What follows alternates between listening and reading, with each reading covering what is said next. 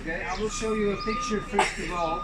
Here you can see into my hand a face. You see it, right? Don't look at the skull. Look there. Look here on the picture. This is 120 years old. You see it? Two eyes. Oh, okay. Mouth. Oh my gosh. Okay, in here. Oh yeah. You see it? Yes. This is what people have been talking about for many hundreds of years. Nobody wanted to accept that this might be the place because the Church of the Holy Sepulchre is the location. Nobody was doubting that. But when the Reformation came and people started reading in their Bible and also doubting the church on that side, because that is inside of the city and the execution has to be done outside, and so they talked again about that skull. But then, you know, only when they found the tomb in 1867, which is exactly according to what the tomb of Jesus would have been, then that tomb and this skull made people believe indeed this must be the location. So the garden and the tomb was purchased in 1894, but this place here was not for sale. And as you can see, it has become a bus station. Now the bus station was built in 1956, and what the bus station did is this.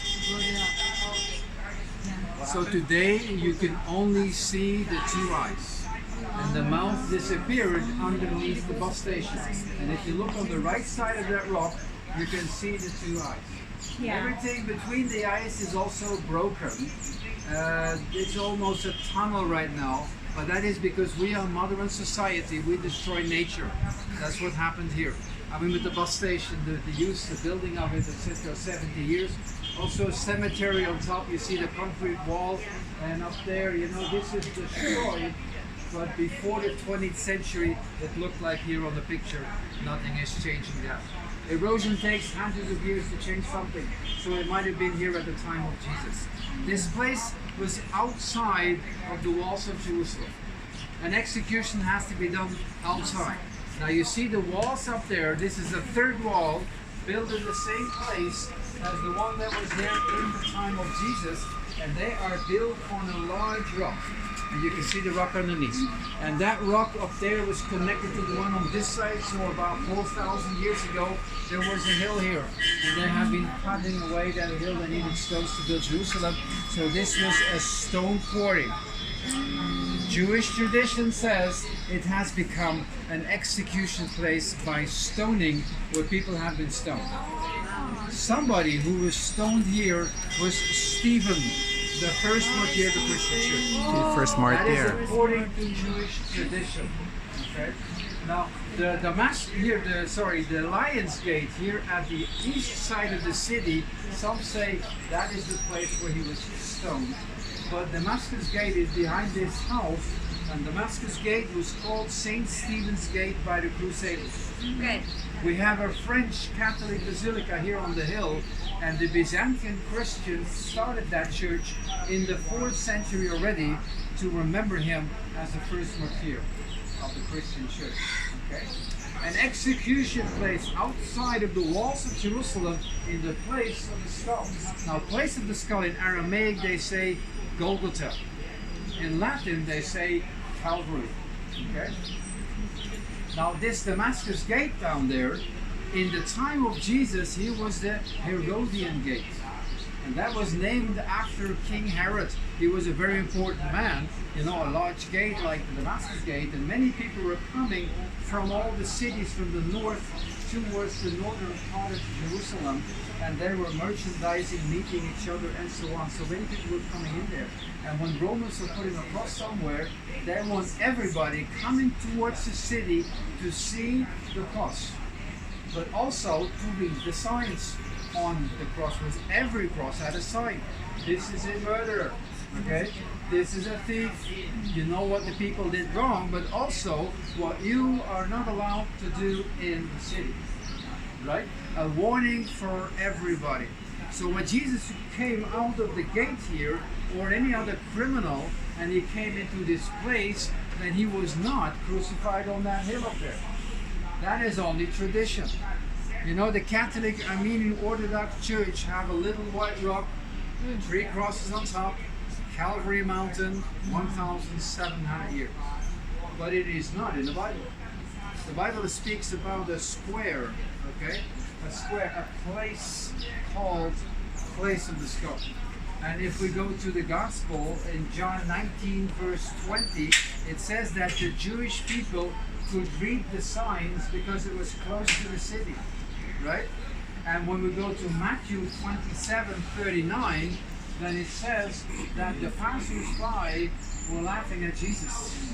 People were coming to the city, were passing by crosses. They are used to do that, you know. And there is a criminal here, there's a criminal there. None of the criminals have been laughed at. Only Jesus Christ. Now why him? Because they could read his sign. And on the sign was written King of the Jews, right? Not a criminal. Man, step down from your cross, save yourself, and they start laughing and mocking him.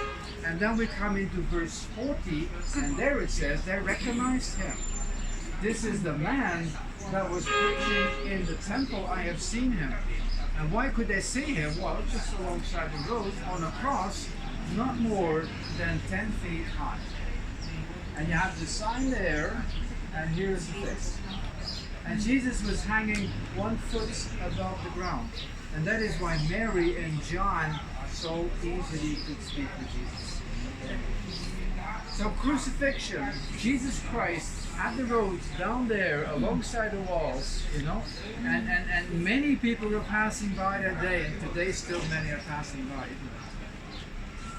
Many are not interested in Jesus, and it is sad to see, because we need to stop at the cross.